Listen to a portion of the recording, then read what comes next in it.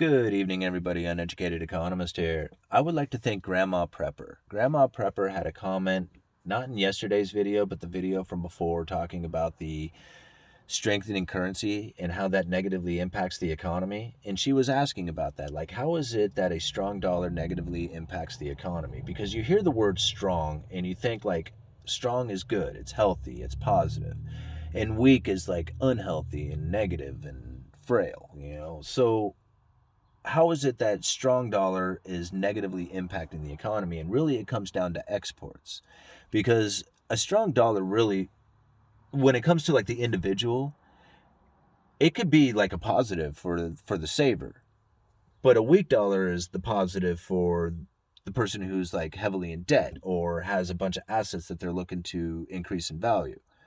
So depending on where you're at in life, if you're a saver, then you like strong dollars. If you're somebody who likes debt, then you like weak dollars. But when it comes to doing trade with another nation, weakening your currency increases your exports. So I'm going to oversimplify this, but if you can imagine, like, if you were trading 1-to-1 with another nation, right? You got wheat, that other nation has coal.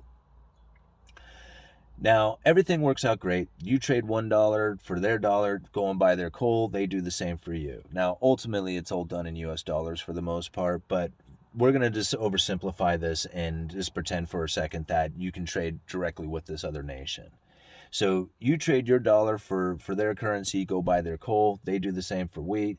One day they go into recession and they need to start weakening their currency. So they start printing up money, they drop their interest rates. One day you go to trade your currency to their currency to buy their coal, and you realize you're getting $1.50 for every dollar you give them. And you can buy that much more coal from them. So all of a sudden, their exports are starting to increase around the world, as this is occurring with all the rest of the nations out there that they do trade with. Their exports increase. However, one day they go to buy wheat from you, right? They need to come up with $1.50 to buy your $1 worth of wheat. They need to come up with ever increasing amounts of their currency to buy your wheat. This is now hurting your exports because they give you $1 and you give them back less wheat than you gave them before. So your exports to that nation, their imports, start to diminish.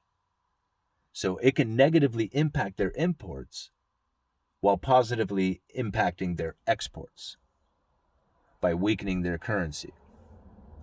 Strengthening their currency would do the exact opposite.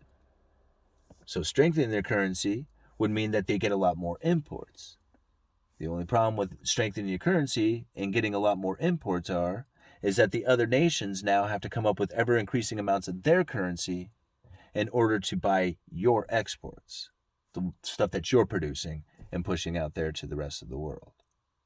So I hope that it kind of explains it there for you, Grandma Prepper. I really appreciate it. I know one of the other questions that you had in your comment was talking about how when economists speak, they almost speak as if it's code. And that I totally agree with you on. When I first started studying the economy and listened to economists out there, I swear, like, I could understand the definitions of the words that they were using. Like, I heard the words, I understood them, but the way that they were using them would just fly past me, and I didn't understand what it was that they were talking about. And they would just use like these words that just, like, it didn't seem to make sense. Like, hearing words like, liquidity, and how they would use that word in different senses of the economy, it just got very confusing at times. But I totally agree with you, Grandma Prepper. That is something that economists do on a regular basis. And I even found myself doing it when I really tried not to do that when I first started this channel, was to try and break it down in a way that anybody could understand. And I do have people occasionally coming to me and saying, man, I love your channel, but some of the stuff you talk about is just way over my head.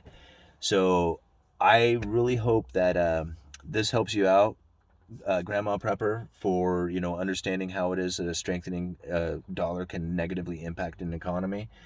And if you have any other questions, I would love to bring them up. We can have the Grandma Prepper questions. All right. Uneducated Economist, you guys let me know.